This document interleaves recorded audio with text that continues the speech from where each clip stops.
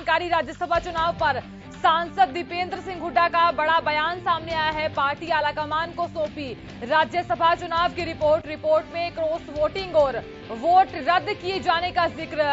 आपको बताएं कि अजय माकन, शक्ति सिंह गोहिल, राजीव शुक्ला ने रिपोर्ट सौंप दी है। बड़ी जानकारी बता रहे हैं। राज्यसभा चुनाव पर सांसद दीपेंद्र सिंह हुड्डा का बड़ा बयान सामने आया है।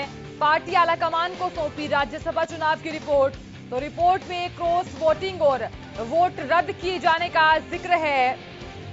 अजय माकन, शक्ति सिंह गोहिल, राजीव शुक्ला ने रिपोर्ट सौंपी है। बड़ी जानकारी बता रही है दिल्ली से। तो पार्टी आलाकमान को राज्यसभा चुनाव की रिपोर्ट सौंपी है। रिपोर्ट में क्रॉस वोटिंग और वोट रद्द किए जाने का जिक्र। अजय माकन, शक्ति सिंह गोहिल, राजीव शुक्ला ने रिपोर्ट सौंप दी है।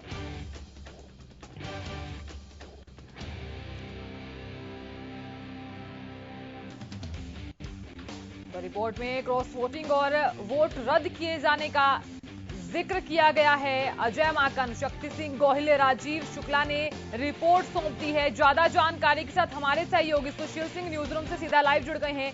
सुशील, जानकारी चाहूंगी आपसे। राज्यसभा चुनाव पर दीपेंद्र सिंह हुड्डा का बड़ा बयान सामने आया है। हालांकि जो रिपोर्ट सौंपी जानी थी वो रिपोर्ट सौंप दी है।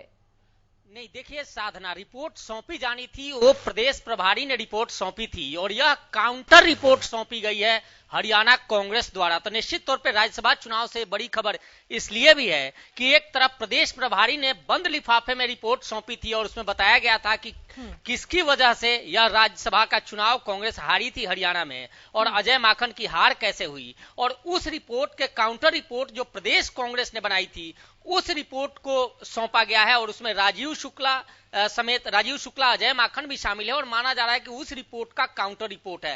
हालांकि दोनों रिपोर्ट बंद लिफाफे में हैं और अभी तक यह पता नहीं चल पाया कि क्रॉस वोटिंग किसकी हुई थी, वोट रद्द किसका हुआ था।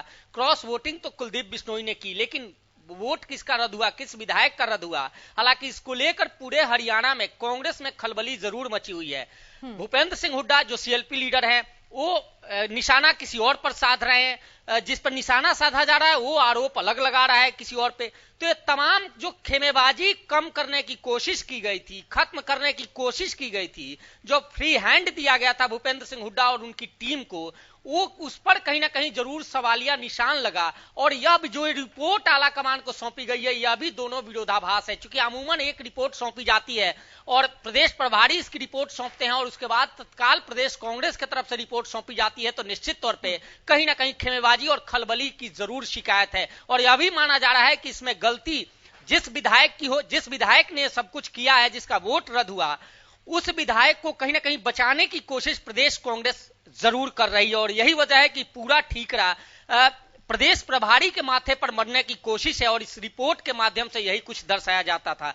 अगर यह सब कुछ ठीक होता तो एक ही रिपोर्ट से काम चल जाता, लेकिन ये दूसरी रिपोर्ट जिस तरह से सौंपी गई है, निश्चित तौर पे प्रदेश कांग्रेस में कुछ ठीक नहीं चल रहा और कहीं ना कहीं इसकी गाज गिरनी तय है।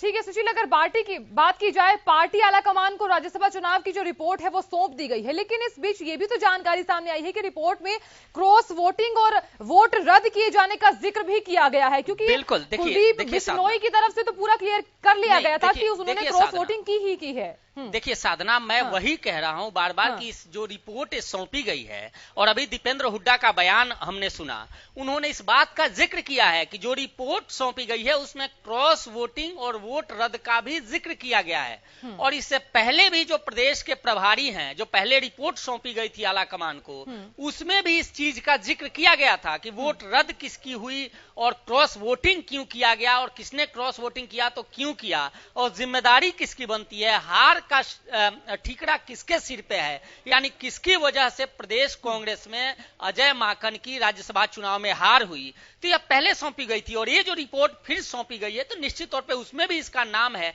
तो अभी देखना है कि इस पर आगे क्या कार्रवाई होती है और सबको इंतजार इस बात का है कि आखिर वो कौन से विधायक हैं, किसके करीबी हैं जिन्होंने वोट गलत वोट किया और जिस वजह से उनका वोट रद्द हुआ। जी खैर ये तो सुशील देखने वाली बात होगी कि किसने वोट रद्द किया, या क्योंकि देखिए रायपुर जब सभी विधायकों को लेकर जाया गया, लेकिन उसके बाद भी एक ऐसा विधायक भी है जिसने क्रॉस वोटिंग की है, जिसकी वजह से वोट रद्द भी हुआ है।